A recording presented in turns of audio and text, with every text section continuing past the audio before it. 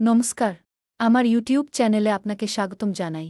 আজ আমরা চলে এসেছি শামসি রেলওয়ে স্টেশনের পাশে শামসি সাহেব কুটিতে।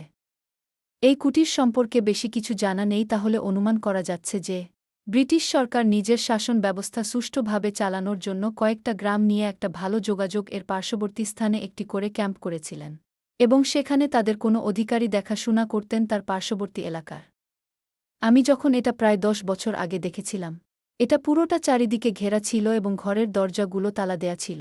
কিন্তু এখন দেখছি সব দরজাগুলো তালা খোলা আছে, জানালাগুলো খোলা রয়েছে। ভিতরের অবস্থা খুব নোংরা রয়েছে। দেখে বোঝা যাচ্ছে যে এখানে নেশাখর মানুষের আড্ডার স্থান হয়ে গেছে।